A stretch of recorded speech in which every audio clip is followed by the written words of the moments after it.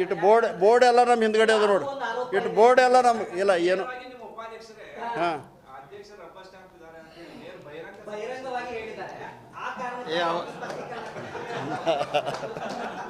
ಅವನು ಹೇಳಿಲ್ಲ ಹೇಳ ರಾತ್ರಿ ಹೇಳೋ ಹರಿವತ್ತು ಹೇಳಿಲ್ಲ ಅಂತ ಹೇಳ್ರಿ.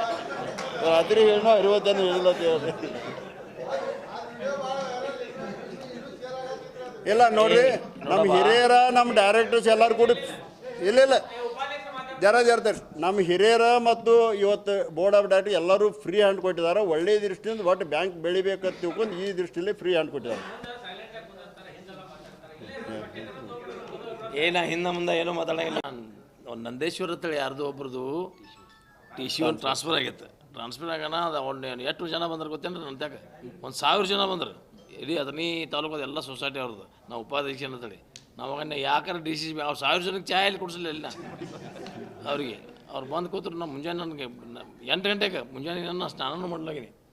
ಬಂದರು ಅವಾಗ ಹೇಳಿ ಅದು ರಾಜಕಾರಣ ಇರ್ತೈತಿ ಎಲ್ಲ ಮಾಡ್ತಾರೆ ಹೋಗೋ ಎಲ್ಲ ಅಂತದ್ದು ಯಾಕೆ ತಲೆ ಕೆಡಿಸ್ಕೋತೀರ? ಹೋಗಿ ಒಂದು 4 ದಿವಸ ಅಲ್ಲೇ ಇದ ನಾವು ಅವ್ನು ಲಕ್ಷ್ಮಣ ಸವದಿಯವ್ರು ಹಳೆಯ